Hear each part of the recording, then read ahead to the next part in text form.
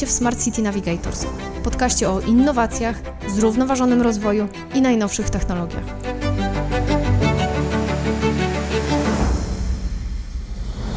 Ten podcast tworzy dla Was Navi Parking. Adrianna i Violetta Klimczak, siostry i współzałożycielki Fundacji IT Girls, wspierającej, zrzeszającej i edukującej dzieci, młodzież oraz kobiety zainteresowane pracą w zawodach technologicznych, w szczególności informatycznych.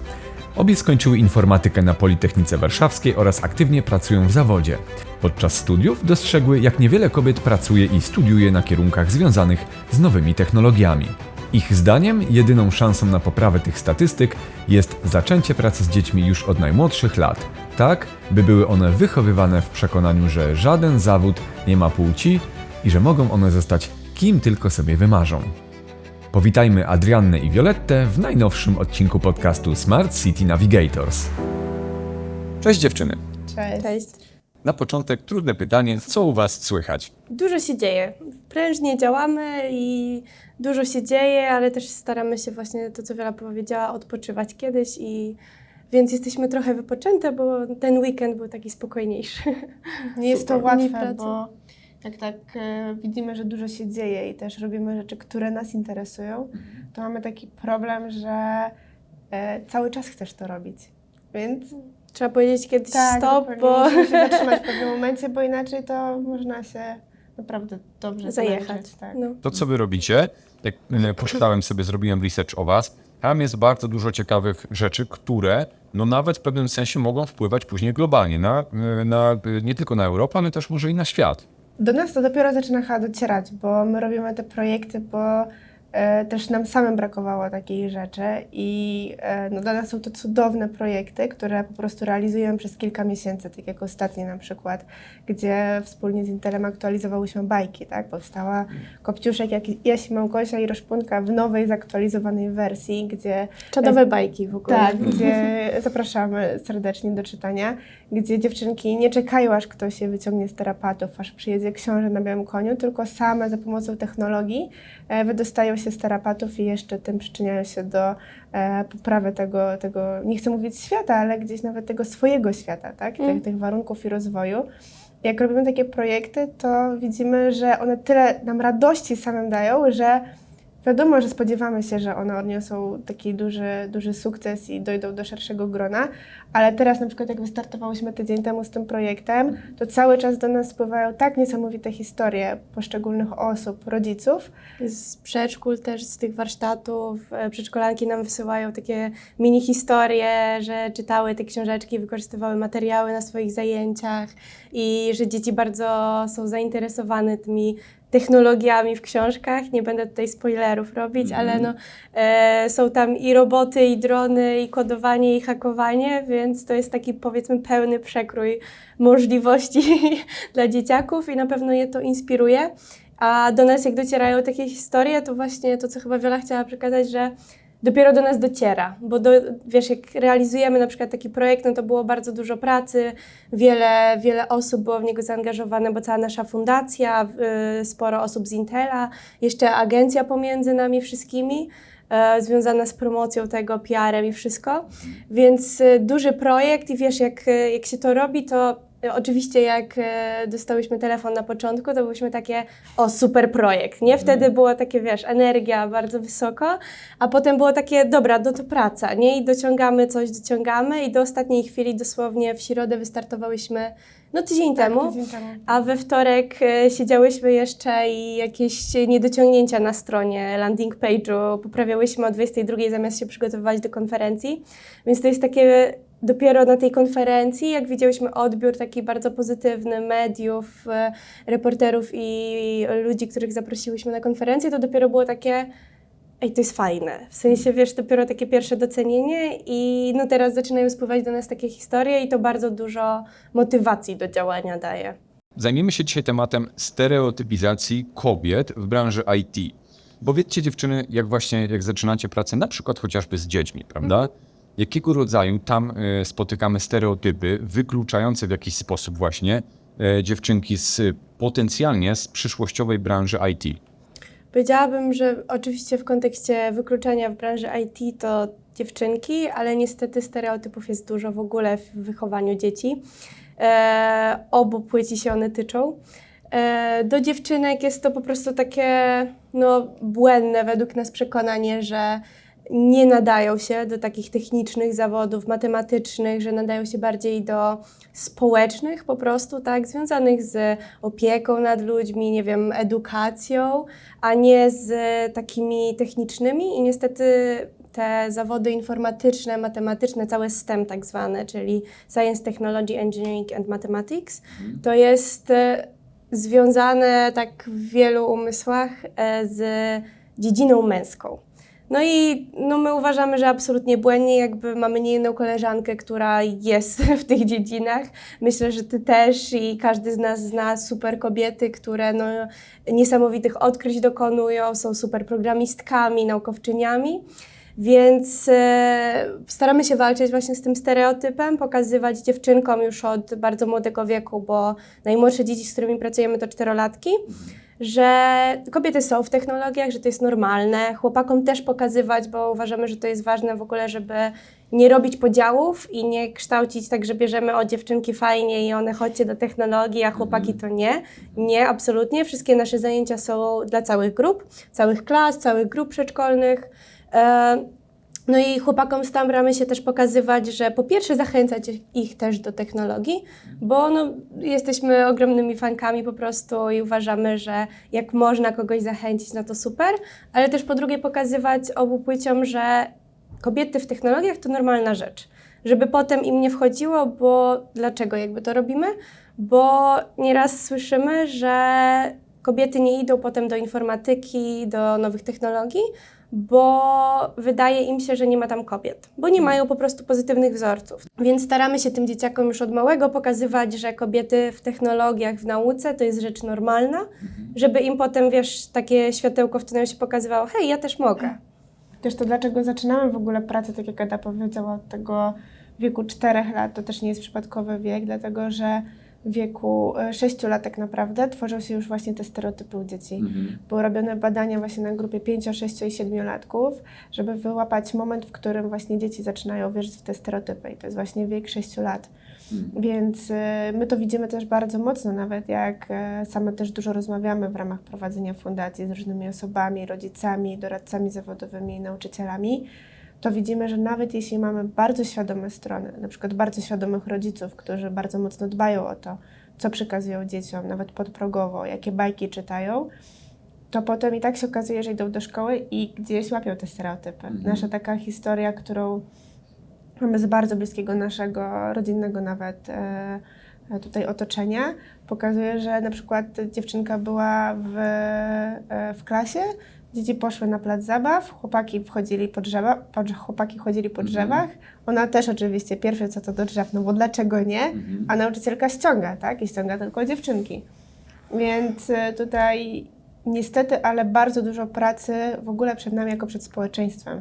I to myślę, że też warto sobie zwracać uwagę na to, że nie tylko jest to rodziców odpowiedzialność, ale i właśnie nauczycieli i też doradców zawodowych. Teraz też doradztwo zawodowe się bardzo mocno rozwija, co jest cudowne. Mam nadzieję, że tylko będzie szło w dobrą stronę. Dlatego myślę, że też my kierując w ogóle, my robiąc nasze projekty też zawsze skupiamy się na różnych grupach, żeby na przykład tak jak teraz powstają bajki, to faktycznie książeczka jest skierowana do dzieci, ale tak samo rodzice dostają artykuły, w których mówimy i uczymy, jak rozmawiać z dziećmi o technologii i tak samo nauczyciele dostają gotowe scenariusze, tak, do pracy, do zabawy z dziećmi. Dlatego, że widzimy, że to jest bardzo ważne, żeby wyjść z tych stereotypów, trzeba edukować wszystkich nas jako społeczeństwo. No to są takie dwie nogi, tak bym właśnie podsumowała, że jest dom, rodzice i na przykład w przypadku tej dziewczynki to jest właśnie jest tak, że rodzice są tacy, wiesz, świadomi, starają się jej pokazywać, hej, jakby możesz wszystko. A potem no, w przedszkolu spotkała się po prostu z przedszkolanką, która jej mówi, no nie możesz wszystkiego, bo na przykład nie możesz się wspinać po drzewach, więc jakby to są takie dwie nogi, które no, trzeba edukować, to co Wiola powiedziała, okej, też dzieci, ale i rodziców i tą edukację, tak, ludzi, którzy wychowują nam te dzieci, no bo wiadomo, dziecko spędza w szkole, w przedszkolu połowę swojego dnia, co najmniej. Potem myślę, że jeszcze więcej, bo chyba dużo zajęć mają aktualnie. Ale i te stereotypy, no to są takie właśnie proste komunikaty potrafią być, typu nie chodź po drzewie. Czemu nie? Bo jesteś dziewczynką, nie? A to bardzo zostaje w ogóle. Wiadomo, że zależnie tam od dziecka, na ile to pochłonie, ale to jest też taki bardzo newralgiczny wiek przedszkolny, w którym potem wychodzi często w dorosłości dopiero, nie wiem, jak masz 25 lat plus, że to dlatego, że ktoś mi powiedział kiedyś nie chodź po drzewach, nie? No jakby fajnie. I potem godziny u psychologa siedziane i to dlatego, że ktoś A potem rachunek. Tak. Ale tak niestety jest, my się tak z tego trochę śmiejemy teraz, ale no nie, no to jest że przykre. Wszyscy jako świadomi dorośli, którzy przeszli tą drogę radzenia sobie ze swoimi emocjami i odkrywania różnych schematów, są tego świadomi, nie? Że takie rzeczy nam wychodzą z dzieciństwa. Ale też potem my to widzimy za dół już bardzo mocno, bo jeszcze w tym wieku 5-6 lat, jak prowadzimy właśnie 4-6 w przedszkolach, to my tego nie widzimy. Tam większość tych dzieci jest taka, mogę wszystko. Na przykład ostatnio dziewczynka nam powiedziała, ja to sama sobie będę tworzyć swoje gry komputerowe. Więc to jest totalnie cudowne, bo my widzimy, że to jest jeszcze moment, w którym właśnie nie ma tych podziałów, nie ma takiej wiary w to, że czegoś nie mogę, albo że coś jest tylko na przykład dla dziewczyn albo dla chłopaków. Ale potem jak my prowadzimy warsztaty też dla starszych grup, dla 8 klasy szkoły podstawowej, 7, 8, czyli to są taka młodzież w wieku 13-14 lat, to my już to bardzo widzimy na warsztatach. Jak wchodzi nam cała grupa i tak naprawdę no my miałyśmy już ponad 20 parę grup takich młodzieży, więc ponad 600 dzieci było u nas na warsztatach w tamtym roku. I mogę powiedzieć, że naprawdę na każdych warsztatach my widzimy to, że dziewczyny siadają z tyłu, boją się powiedzieć, nie wierzą po prostu same w siebie. My mamy też takie ćwiczenie, każde warsztaty, mimo że mini technologiczne, bo trochę staramy się odczarować tę technologię i pokazać, że informatyka to nie jest tylko programowanie i że tak naprawdę można sobie znaleźć też inne role projektowe i naprawdę dla każdego jest tam miejsce, jeśli się tylko interesujemy poszczególnymi rzeczami. I zaczynamy właśnie zawsze takie warsztaty od takiej rozgrzewki, takiego icebreakera trochę i prosimy, żeby wypisali swoją jedną supermoc. I to jest ćwiczenie, nie wiem, co byś wypisał, gdybyśmy Cię poprosiły teraz o napisanie swojej jednej supermocy? Umiejętność komunikacji. No super, no widzisz, ale chwilę się musiałeś zastanowić, Odpowiednia nie? osoba na odpowiednim miejscu. Tak, to nas cieszy akurat, ale my też jak pierwszy raz to robiliśmy, to też chwilę musiałyśmy się zastanowić, co takiego wybrać. Też widzimy, że to się trochę zmienia, bo cały czas jak się rozwijamy, skupiamy na czymś innym, no to w zależności od miejsca i takiego miejsca w naszym życiu, gdzie jesteśmy, to widzimy, że te rzeczy się zmieniają, na które zwracamy uwagę jako nasze takie mocne punkty, ale widzimy, że dzieciaki, ta młodzież w zasadzie, naprawdę potrafi nam bardzo często powiedzieć, że oni nie mają takiej rzeczy. Miałyśmy sytuację, gdzie naprawdę dziewczynka siedziała kilka minut, z 3-4 minuty, nawet pewnie około 5 i ona dosłownie nie była w stanie napisać ani jednej rzeczy. Była Mimo, sytuacja, że już jej pomagali właśnie młodzież wokół, jej znajomi mówili, wiesz, podawali w ogóle jakieś takie dobre umiejętności, cechę za cechą, nie? Jakieś różne skille, a ona na wszystko mówiła, że nie, absolutnie. Ta nauczycielka nawet się włączyła, nie?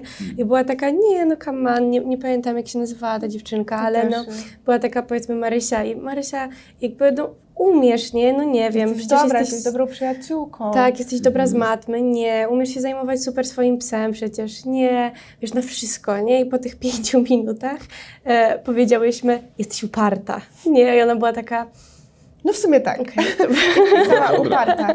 Więc widzimy też, że to jest bardzo duży problem nie tylko właśnie w dorosłym życiu, bo my jako dorośli to dochodzimy do takiego punktu, że zaczyna nam to samym przeszkadzać i zaczynamy coś z tym robić, szukać różnych rzeczy, narzędzi i się rozwijać i to na pewno jest cudowny moment, ale można go zacząć wcześniej, więc my chcemy naprawdę wszystkich zachęcać i rodziców i młodzież, która już to ma, bo niestety w większości to mają i to też widzimy, bo Światowa Organizacja Zdrowia w ogóle przeprowadziła badania w 42 krajach. I one dotyczyły bardzo szeroko takiego stanu zdrowia psychicznego, fizycznego, ale jednym z tych punktów tego badania była właśnie takie poczucie pewności siebie i Polska jest na ostatnim miejscu. Polska, 42 krajów, no nie 42 najlepszy miejsce. wynik. Więc myślę, że my jako w ogóle społeczeństwo mamy ten problem, a dzieciaki i młodzież to już bardzo. Więc jeśli możemy dołożyć swoją cegiełkę też do poprawy tego wyniku i żeby w kolejnych chociaż wyszło przedostatnie, to z przyjemnością Będzie to to będziemy poprawa. robić. I też trochę na tym się skupiamy w fundacji, żeby nie tylko pokazywać technologię, ale budować takie poczucie, że możesz wszystko, bo te dwie rzeczy zauważyliśmy, że się bardzo mocno łączą. Czyli tak naprawdę wasze warsztaty, teraz tego słucham, to nie są tylko warsztaty IT. Nie. Tu jest jakaś po prostu incepcja jedną w drugą. Że po Troszkę prostu tak. to stworzyłyście, żeby jednak chyba tym głównym korem było jednak, może nie walka, ale po prostu odczarowywanie różnego rodzaju stereotypów. Tak, to myślę, że dobrze to podsumowałeś. To jest w takim duchu prowadzimy te warsztaty też nie bez powodu. Zapraszamy całe klasy na te warsztaty dla starszych, ale staramy się, żeby bo my je prowadzimy i dziewczyny od nas z fundacji, ale na każdych warsztatach jest taki specjalny gość i zazwyczaj staramy się, żeby to były właśnie kobiety tutaj, prelegentki. No i te prelegentki prowadzą świetne warsztaty. Niesamowite rzeczy w ogóle wychodzą, jak się da ludziom trochę pola do popisu, takiego kreatywnego, bo wiesz, często do nas przychodzą, no to są dorosłe osoby, wiadomo, które prowadzą te warsztaty i przychodzą i tak, no dobra dziewczyny, ale co ja mam poprowadzić? Jakby, no nie wiem, ja jestem programistką, nie wiem, testerką, nie? I tak, no jakby, no co ja mam im tam pokazać? Bo wiesz, na tych warsztatach przychodzą całe klasy, więc to nasze IT Girls School to nie jest to, że to nie jest szkoła programowania. Od tego są jakby, powiedzmy, inne jednostki, albo potencjalnie no w przyszłości może też będziemy mieć takie zajęcia, ale właśnie chodzi o to, żeby po pierwsze im trochę pokazać, że mogą wszystkim, a po drugie, żeby pokazać technologię od innej strony. Więc przychodzą całe klasy, więc to nie może być takie bardzo techniczne, no bo część osób na pewno to nie interesuje, więc staramy się po prostu tak trochę zainspirować. No i dajemy tym naszym prelegentom i prelegentkom pole do popisu i mówimy, no jakby, no fajnie, jesteś programistką, no to jakby ugryźmy to z jakiejś takiej ciekawej strony, nie? No i pomagamy im zbudować ten warsztat, żeby to było wszystko takie bardzo interaktywne, z podziałem na grupy, jakimiś takimi fajnymi ćwiczeniami, żeby przełożyć to ciężkie czasami zawody typu, nie wiem, Scrum Master, Agile i wszystkie te pojęcia z technologii, które dla dorosłych są takie what is this? Żeby przełożyć to dzieciakom na takie prostsze terminy i po prostu pokazać taki świat technologii od innej strony, nie? I super rzeczy wychodzą, naprawdę. My tam miałyśmy warsztat właśnie z zarządzania projektami. No i jak to wytłumaczyć, nie? No, jeśli tutaj wprowadzisz pojęcia Scrum, Agile, no to są ciężkie pojęcia, nawet dla dorosłych. Się okazuje w ogóle, że dużo ludzi też używa Agile'a, a tak naprawdę nie wie w ogóle, jakie są podstawy i jak go prawidłowo używać, więc dla 13-14-latków w ogóle jest to ciężkie. I właśnie pamiętam, że był to warsztat z budowania wieży z makaronu spaghetti i marshmallow. Marshmallow Challenge Tak. to się nazywa, nie wiem, czy kojarzysz. Nie. Chodzi o to, polecamy. żeby zbudować jak najwyższą wieżę, a na samym czubku musi być ta pianka, nie? No i ona jest Trzymać trochę musi ciężka przez dla chwilę. tego spaghetti, więc, a ona fajnie im wytłumaczyła to i zrobiliśmy takie właśnie 3 sprinty i wytłumaczyła im po każdym sprincie, każda grupa miała czas do namyślenia się, okej, co zrobiliśmy dobrze, co zrobiliśmy źle, co zrobiły inne grupy. I słuchaj, po prostu to przerosło nasze oczekiwania, jak te dzieci, wiesz, pierwsza iteracja w Agile'u naszym, to wyszły te wieże takie, jedna grupa zbudowała faktycznie coś, reszcie się nie udało. No i tak wiesz, wszyscy podpatrzyli, tak okej, dobra, porozmawiali w grupach, druga to wszystkich wieże już stały, a trzecia to naprawdę, no nie wiem, była tak dotąd, byłam Też pod wrażeniem. pamiętam, że właśnie to był fajny przypadek, bo ta grupa, która pierwsza stworzyła tą wieżę stojącą, w drugim sprincie odpoczywała, no bo wszyscy inni pracowali, oni A tak, to stwierdzili, że prawda. mają taką wieżę już wysoką i zadanie ukończone, po czym po tym drugim sprincie spojrzeli, nasza jednak nie jest najwyższa i nagle zaczęli wszystko przerabiać i w końcu ta ich wieża była najniższa, bo tak zaczęli przerabiać, że już im przestało stać, więc... Zbyt pewni siebie. Fajnie, bo to, co mówicie, że te rzeczy dzieją się w świecie rzeczywistym, prawda? Że właśnie makaron, Tak. że to nie jest cyfrowo, czyli warsztat tak naprawdę, który polega też między innymi na umiejętności uczenia się technologii IT, polega na tym, że można to właśnie przenieść do świata realnego. Tak, to Tak chcemy prawda. to pokazywać, bo tak naprawdę dużo tych rzeczy jesteśmy w stanie przenieść do takiego świata realnego. Też wiadomo, wszystko możemy wyjaśnić używając pojęć, że nikt nas nie zrozumie, tylko pytanie, jaki to ma sens, tak? Też jesteśmy ogromnymi fankami upraszczania tego wszystkiego, bo to chodzi o to, żeby pokazać, że ta technologia naprawdę może być dla każdego. Też jak za kilka lat, 10-15, to pokolenie, które teraz uczymy, tak, w przedszkolach, będzie wchodziło na rynek, to ja myślę, że oni już nie będą mieli wyboru, czy korzystać z tej technologii, czy robić coś z technologią. No już to po powoli prostu będzie nie ma faktem. dużo osób. Więc Przez pandemię jeśli na im przykład. pokażemy dzisiaj, że to wcale nie jest skomplikowane i każdy to może, to oni potem się nie będą zastanawiali, czy to jest dla mnie, czy mogę, czy nie mogę i czy potrafię. Dziewczyny, to co wszystko powiedziałyście dzisiaj, tak naprawdę, tak jak wracam do początku naszego podcastu, jest w tym jakaś misja, jest tam bardzo ciekawa misja, która łączy dwie bardzo fajne rzeczy. Nie tylko technologię, ale również, można by powiedzieć, też pogranicze psychologii i tego, że pomagacie wyjść ze stereotypów dziewczynom, ale też nie tylko dziewczynom, bo i chłopaki też przychodzą na warsztaty. Co byście mogli, jak byśmy mogli podsumować ten odcinek? Czy macie jakieś, może nie tyle złote rady, ale co byśmy mogli, jak moglibyśmy podsumować całość? Ja myślę, że taką rzeczą, która nam też bardzo mocno pomogła, to takie przeświadczenie, że uwierzenie samemu przede wszystkim w to, że możemy, nie? Bo często mamy tak, że chcielibyśmy coś, ale sami w to nie wierzymy, że możemy. Więc zachęcam do takiej pracy właśnie ze sobą i uwierzeniu w to, że możemy się znaleźć tam, gdzie chcemy być. My jesteśmy tego najlepszym przykładem, bo jeszcze 2 lata temu pewnie byśmy nie uwierzyły w to, gdyby ktoś nam powiedział, że będziemy realizowały projekty z tak dużymi firmami jak Intel czy PwC. Albo, że staniemy na scenie TEDxa na open micu. Tak, a bałyśmy się bardzo. O Jezu, to też strasznie. jest ciekawa historia w ogóle. I druga rzecz to właśnie taka odnośnie też tego TEDa, to właśnie bój się i rób. To jest coś, co no my zresztą obie z Adą bardzo lubimy ten cytat. Staramy się go wdrażać Tak, jak staramy się najczęściej. go wdrażać, bo ciężko jest, często słyszymy, a dobra, nie bój się. No ale my się boimy tak czy inaczej, tylko właśnie chodzi o to, żeby to robić, nie? I żeby wychodzić poza te takie rzeczy, które mamy na co dzień. Wiadomo, małymi kroczkami, ale potem ta przestrzeń się bardzo fajnie powiększa. Ja tu jeszcze może dodam, że jak jesteśmy przy takich złotych radach, absolutnie przyświeca nam bój się i rób.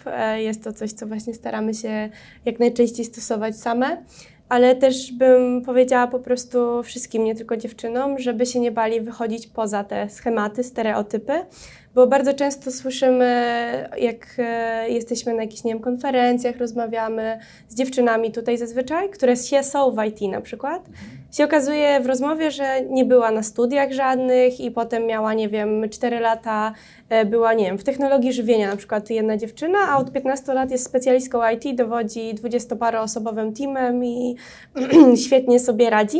No i byłam taka, a kiedy wiedziałaś, że chcesz iść do IT? No w liceum już, nie?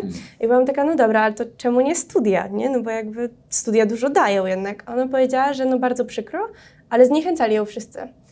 I rodzina, i otoczenie mówili jej, że to taki męski świat, żeby poszła sobie na coś bardziej kobiecego. I faktycznie są badania, perspektywy robiły badania i co 4. studentka, która studiuje z dziedziny STEM, była zniechęcana. To jak dużo tych dziewczyn nie dotarło na te studia, bo zostało faktycznie zniechęconych. Więc to, co bym po prostu polecała wszystkim, żeby się nie bali nawet, wiem, że to nie jest łatwe, właśnie nie bali, tylko bój się i rób, tutaj też się stosuje, żeby po prostu wychodzili poza te schematy narzucane nam przez społeczeństwo, jeżeli, nie wiem, jesteś chłopakiem i chcesz być tancerzem, a twoja rodzina ci mówi, znajdź sobie coś bardziej męskiego, to jakby zachęcam cię do tego, żebyś został tym tancerzem, bo myślę, że tak jak ta dziewczyna w końcu wylądowała w tym, co chciała robić od początku, to tak samo ten chłopak by wylądował jako ten tancerz koniec końców, albo coś z tym związanego. Więc po prostu zachęcam, żeby jak najwcześniej starać się, bać się po prostu i robić. To też myślę, że tutaj się stosuje. Często osoby, które nam doradzają, też są w tych stereotypach, też są w tych schematach. One nam doradzają najlepiej jak mogą, bo tutaj tym jestem akurat przekonana, tak, że rady, które słyszymy, że na przykład nie idź na informatykę, znajdź sobie coś bardziej, nie wiem, męskiego, damskiego, to są rzeczy, w które te osoby szczerze wierzą. I też tak zostały wychowane, też takie rzeczy im zostały przekazane, dlatego warto rozmawiać, ale też jeśli my czujemy, że chcemy iść coś robić, to warto się odważyć, bo no ja mogę powiedzieć dzisiaj, że ja sama jestem teraz takim fajnym przykładem, zresztą obie mamy dużo takich rozmów, tak, że czy warto iść dalej i na przykład zawodowo, typowo na przykład w korporacje, firmy i tak dalej, czy warto jednak rzucić wszystko i pójść na tą fundację, tak, i wszystkie siły. To też nie są proste decyzje, bo mogłoby się wydawać, a dobra, idź i rzucaj wszystko i rób to z serca, a z drugiej strony no, dużo innych czynników wchodzi, tak? Więc tutaj myślę, że fajnie, jeśli możemy sobie pozwolić na to, żeby serce wygrywało.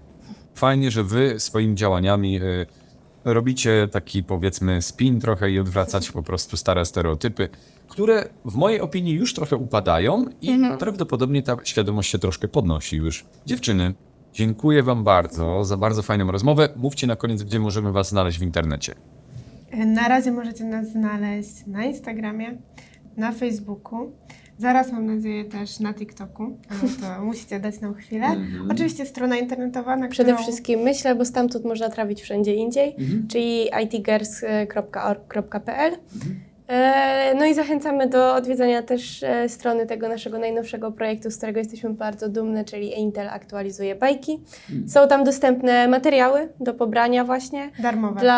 dla rodziców, tak, książeczki, audiobooki i materiały właśnie edukacyjne, karty pracy dla dzieciaków, więc jakby zachęcamy do tego i szerzenia, rozsyłania gdzie się da, bo super projekt powstał. Dziękuję wam bardzo za ten podcast i prawdopodobnie widzimy się w następnym odcinku. Nie możemy się doczekać i również dziękujemy za bardzo miłą rozmowę. Dziękujemy za wysłuchanie tego odcinka podcastu Smart City Navigators. Mamy nadzieję, że spodobała Ci się dzisiejsza audycja. Podziel się swoimi przemyśleniami w komentarzach i nie zapomnij zasubskrybować tego kanału, aby nie przegapić nowego odcinka. Widzimy się i słyszymy już niebawem.